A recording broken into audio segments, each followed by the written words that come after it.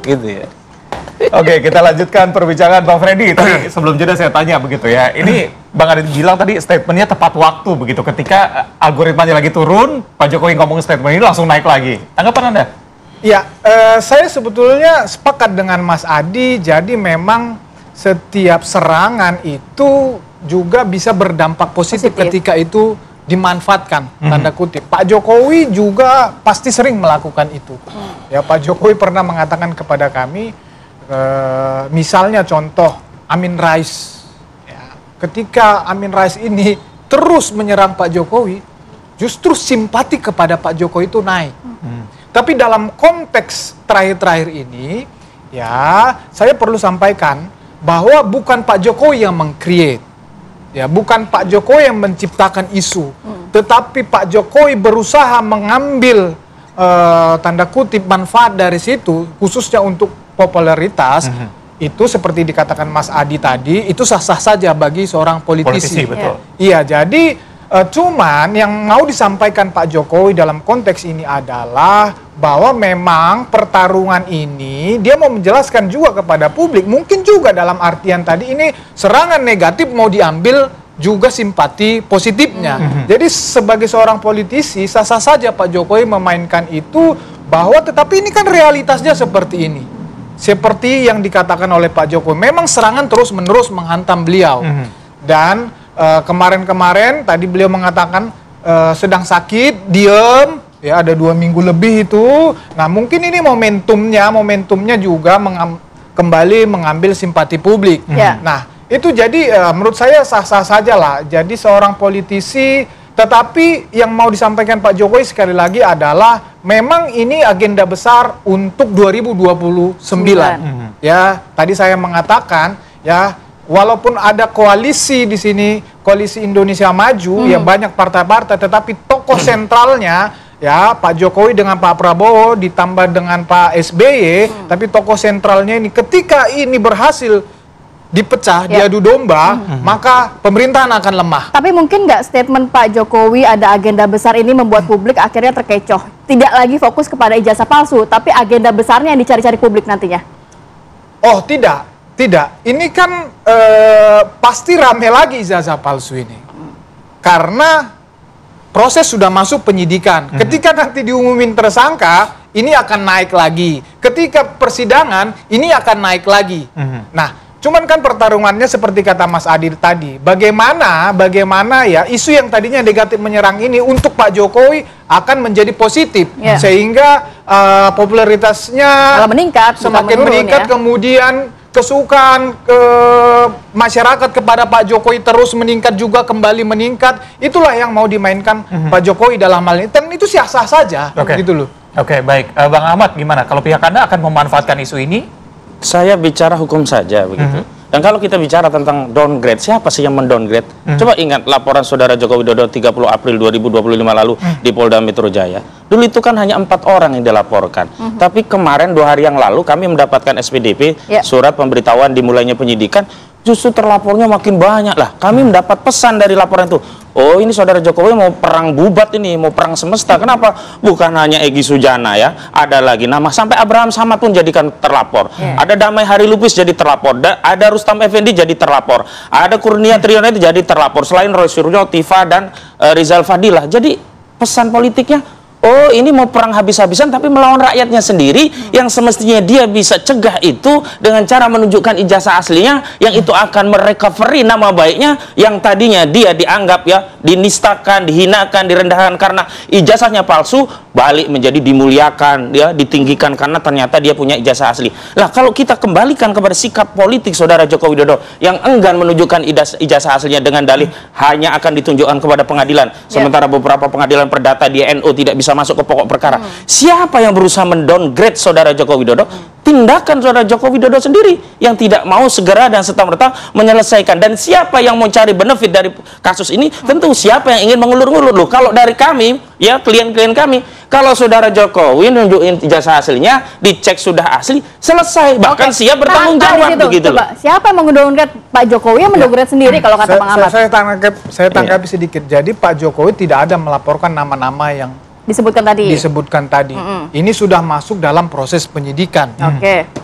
Berkembang, ada ditemukan dugaan tindak pidana di situ, ada pidananya di situ. Nah, kemudian penyidik dalam hal ini di dalam pemeriksaan yang sudah puluhan mungkin ratusan saksi dan banyaknya video, penyidik menemukan bahwa tindak pidana ini diduga dilakukan oleh nama yang disebut tadi. Oke. Jadi itu bukan laporan Pak Jokowi, laporan ini saya kasih contoh. Kami pernah menyatakan, bagaimana dengan Riza Fadila, Pak? Oh, enggak. Kan mereka itu, beliau itu bersama TPUA itu datang ke rumah Pak Jokowi rame-rame, diterima Pak Jokowi. Pak Jokowi mengatakan begini. Begitu Bang Ahmad? Enggak, Sebentar, ini saya keliru. sampaikan Riza Fadila. Kenapa Pak Riza Fadila nggak dilaporkan? Oh enggak, beliau baik-baik saja datang-datang ke rumah saya, sopan. Jadi memang yang tadi beliau sebutkan itu keliru. Bukan yang dilaporkan oleh Pak Jokowi, tetapi itu perkembangan hasil penyidikan. Saya tanggapi. Kemudian saya tanggapin sedikit lagi Singkat saja, kita masalah downgrade tadi, masalah publik saja tidak percaya kalau Pak Jokowi menunjukkan ijazah itu ini akan berhenti. Jadi itu bahkan akan dipakai lagi untuk membangun narasi-narasi berikutnya atau ketidakpercayaan berikutnya. Jadi kenapa Pak Jokowi harus di pengadilan walaupun nanti mereka tidak terima, tetapi setidaknya yang memutuskan itu lembaga yang resmi. Nah, itulah membangun negara itu tidak bisa dibangun di atas basis suudzon. Ini kan sudah suudzon duluan. Belum ditunjukkan sudah suudzon, prasangka buruk, publik akan A, B, C. Kan ini suudzon. Yang kedua, 310, 311 KP itu delik aduan limitatif, dibatasi orangnya siapa, yang dicemarkan siapa. Nama-nama itu walau tidak muncul dari saudara Jokowi, dari kuasa hukumnya dalam bentuk inisial. Inisialnya ada 4 orang. Kemudian laporan dari banyak Polres yang dikonsolidasi ke Polda, itu juga geng-gengnya Jokowi. Kita tahu itu semuanya pendukung Jokowi. Seperti beliau ini yang katanya tadi pasang badan juga untuk Jokowi. Jadi Jokowi, golabatuzon, dugaan kuat Jokowi sudah tahu bahwa perkembangannya, penyelidikannya akan demikian-demikian. Tapi dia membiarkan itu terjadi. Berarti memang saudara Jokowi yang mau perang bubat dengan rakyatnya. Dan kalau ya itu yang terjadi, ya wajar rakyat membela diri. Orang bertanya tentang ijazah presidennya 10 tahun, tapi kenapa dijawab dengan perang bubat? Yang kedua terkait Wapres Gibran. Persoalannya itu kan bukan pada sikap rakyat, tapi proses prosedur dan tahapan Gibran naik. Loh, sudah ada loh pernyataan Ferry Amsari. Putusan MK 90 itu tidak ada pembuktian. Sayangnya, putusan MK itu final and binding. Tidak ada koreksi terhadap proses prosedur yang sudah diputus oleh MK.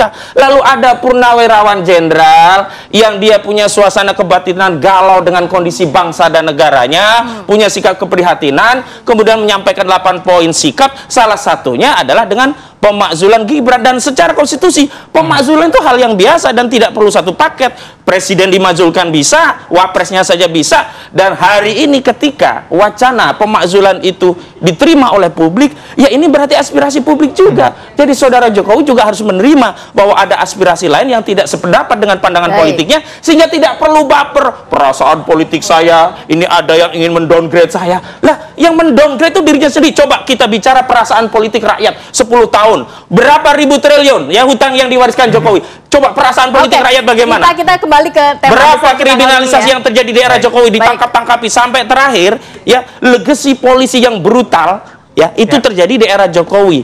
Dan hari ini masih ada sisanya. Penangkapan pun dilakukan secara brutal. Contohnya Charlie Chandra begitu. Baik, Bang Adi, ini beberapa kali tadi dikatakan bahwa Pak Jokowi baper begitu. Anda ngelihatnya gitu gak sih? Atau ini memang yang saya tidak punya strategi? Saya tidak punya penilaian apapun ya. Tapi setiap orang itu memang mesti punya sikap terkait apapun yang sedang berkembang. Per hari ini ya Pak Jokowi rakyat biasa.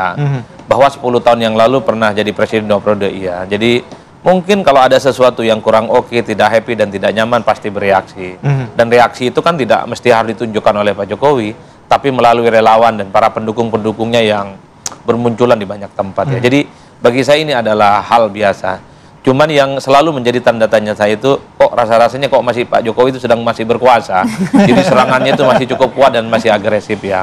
Kalau saya selalu mengatakan paling penting ke depan PR kita itu adalah bagaimana persoalan ekonomi, tentang kemiskinan dan kesejahteraan. Bahwa ini penting sih oke. Tapi jangan sampai energi kita kan habis untuk urusan kayak gini misalnya. Itulah yang saya sebutkan. Kenapa sebenarnya untuk hal-hal yang semacam ini saya tidak terlampau expose ya untuk berkomentar terlampau jauh. Karena ini adalah pertarungan politik yang bukan hanya terjadi hari ini bisa panjang ini. Bahkan bisa melampaui 2029, bisa 2035, 304 sekian lah macam-macam. Ini panjang ceritanya karena ini kan pertarungan antar lebah sebenarnya. Kalau saya mau sebut, ini istilah yang saya sengaja untuk munculkan. Jadi siapapun yang diserang ini pendukungnya banyak. Misalnya mengkritik Pak Jokowi, muncul semua para pendukungnya membela. Begitupun dengan TPUA, kalau kemudian muncul serangan balik, juga muncul para pendukung yang saya kira per hari ini juga memberikan pembelaan-pembelaan cukup luar biasa. Oleh karena itu, ini yang saya kira tidak akan berkesudahan. Ya memang kita tunggu proses hukum yang saat ini sedang terjadi. Itu pun juga nggak ada jaminan akan dipercaya 100%. Pengadilan pun juga akan ditanyakan, bener apa enggak nih gitu kan. Dan seterusnya, dan seterusnya. Inilah yang kemudian menurut saya tidak akan berkesudahan. Masih panjang kalau kata Mas Adi, seperti dialog kita juga masih panjang. Masih ada satu segmen lagi, nanti dari Bang Freddy seperti apa, tahan dulu ya. Kita akan sambung lagi di segmen berikutnya, tetap bersama kami.